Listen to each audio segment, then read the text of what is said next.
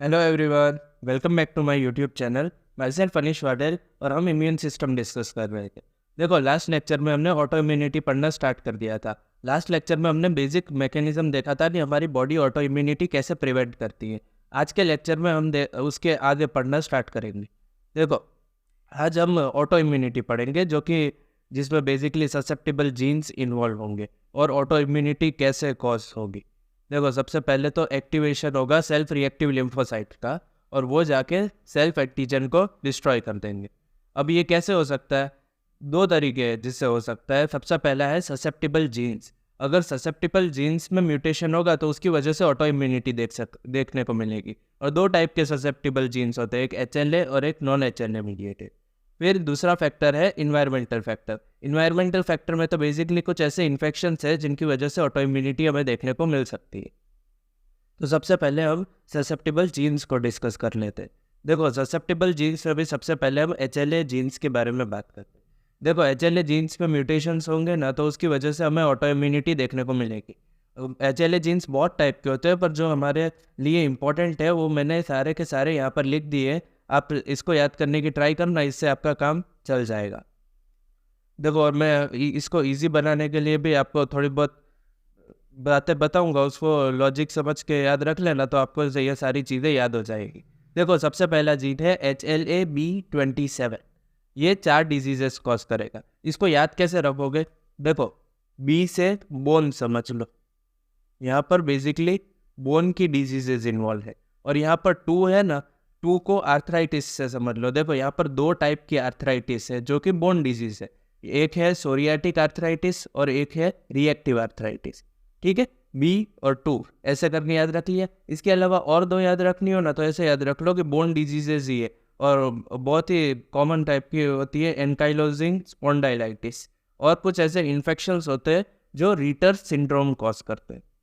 ठीक है, थोड़ा बहुत लॉजिक लगा कि ये पहली 2 तो आपको याद हो गई होगी। फिर आपको ये एंकाइलोजिंग स्पॉन्डाइलाइटिस तो याद रहती है मोस्टली लोगों को, पर ये इन्फेक्शंस होते हैं कुछ जो रीटर सिंड्रोम कॉज करते हैं, ये भूल जाते हैं, तो आपको ये भी ध्यान रखना है। फिर देखो, HNA-DR4 और HNA-DR4 ये एक ही जीन है जो 2 डिजीजेस कॉज करेगा। एक है डायबिटीज और एक है रूमेटॉइड आर्थराइटिस। देखो, यहाँ पर HLA नॉन HLA जीन्स पे कहीं पे भी पढ़ोगे तो डायबिटीज और रूमेटॉइड आर्थराइटिस ये दोनों सेम जीन्स के म्यूटेशन की वजह से देखने को मिलती है। पर एक जीन ऐसा है जो सिर्फ डायबिटीज कॉज करेगा, वो है HLA-DR-B1। ठीक है, देखो, अब तो आपको याद रह गया होगा HLA-DR4 है, वो 2 डिजीजेस कॉज करेगा, एक है डायबिटीज और एक रूमेटॉइड आर्थराइटिस। पर HLA-DR-B1 है, वो सिर्फ डायबिटीज कॉज करेगा। देखो, जीन तो HLA-DR है, फिर उसके सब टाइप्स आते हैं DR-B1, DR4 ऐसे करके, तो उसमें DR-B1 है वो सिर्फ डायबिटीज कॉज करता है। ठीक है, फिर HLA-DQ2, DQ8 और DQB8, 28B8 ऐसे करके याद रख लेना, ये सीलिएक डिजीज कॉज करेगा। देखो, सीलिएक डिजीज हम वैसे तो इसको सिस्टमिक में पढ़ते हैं डिटेल में, पर अभी के लिए हमारे लिए इसका नाम याद रखना इंपॉर्टेंट है, तो आप इसका नाम याद रख लेना। ठीक है, अब आप ये HLA जीन्स से जो भी डिजीज़ होती है, आई होप कि आपको वो याद रह गई होगी, और न रही हो तो एक बार रिवाइज करने ना, आपको याद रह जाएगी। फिर नॉन HLA जीन्स की तरफ चलते हैं। देखो, नॉन HLA जीन्स है वो हमने लास्ट लेक्चर में भी थोड़ा बहुत आइडिया लिया था, जैसे कि CTLA4 हो गए, ये सारे नॉन HLA जीन्स है जो एनर्जी में इन्वॉल्व थे। देखो, CTLA4 जीन में म्यूटेशन होगा, तो देखो CTLA4 का क्या काम था कि CTLA4 है वो CD28 और B71 B72 के इंटरेक्शन को ब्लॉक कर रहा था, जिसकी वजह से T सेल्स ब्लॉक हो जाएंगे।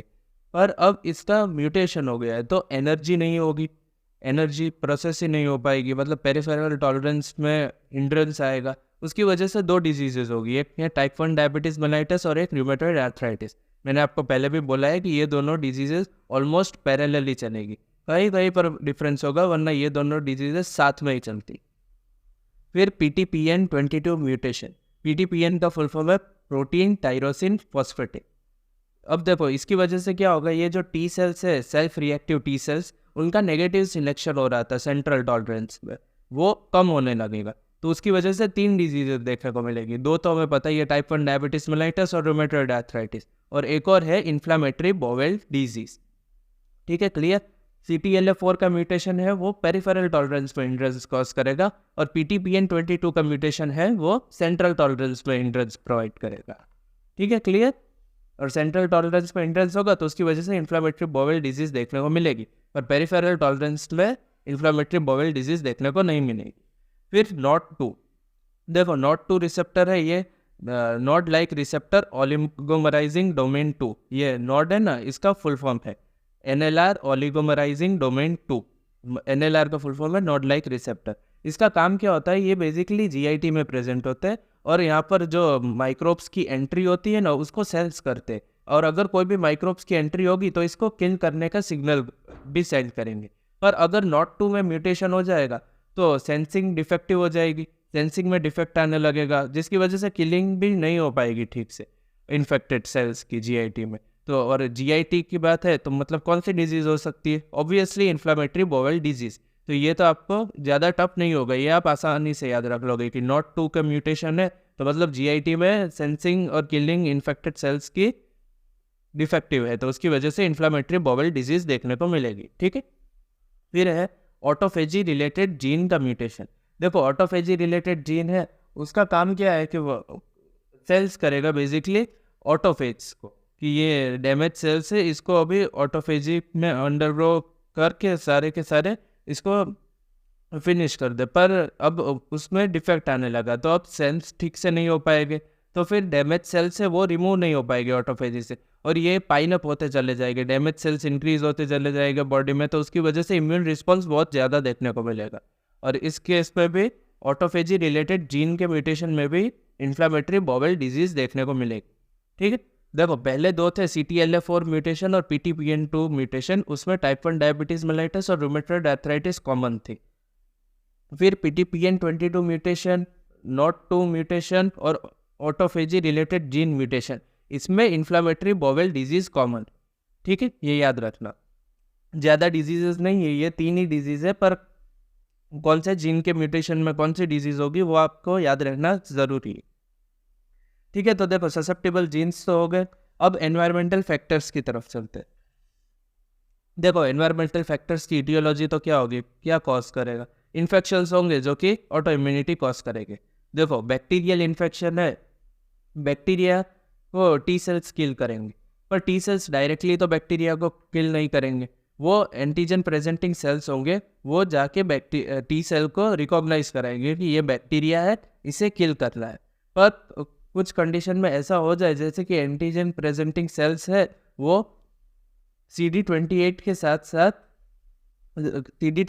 साथ ज़्यादा एक्सप्रेशन करने लगे, मतलब ज़्यादा ही उनके बीच में इंटरेक्शन होने लगे, तो उसकी वजह से टी सेल का रिस्पॉन्स बहुत ज़्यादा देखने को मिलेगा, और टी सेल का रिस्पॉन्स बहुत ज़्यादा देखने को मिलेगा, उसकी वजह से ऑटो इम्यूनिटी भी हो सकती है।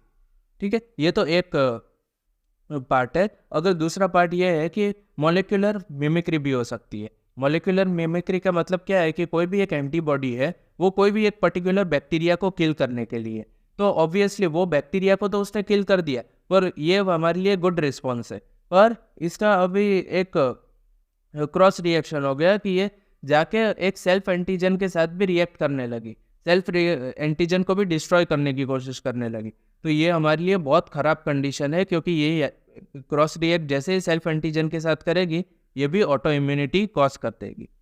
ठीक है, तो दो कंडीशंस ऐसी है जैसे कि टी सेल का रिस्पॉन्स ज़्यादा हो और क्रॉस रिएक्ट करे सेल्फ एंटीजन से, उसमें हमें ऑटो इम्यूनिटी देखने को मिलती है, और ये सब स्टार्ट कैसे हुई थी, बैक्टीरियल इन्फेक्शन की वजह से। ठीक है, तो देखो this was all about the auto immunity. आज के लेक्चर में हमने ससेप्टिबल जीन्स, HLA और नॉन HLA जीन्स पढ़े, और एनवायरमेंटल फैक्टर्स जो कि इन्फेक्शंस होते हैं वो पढ़े।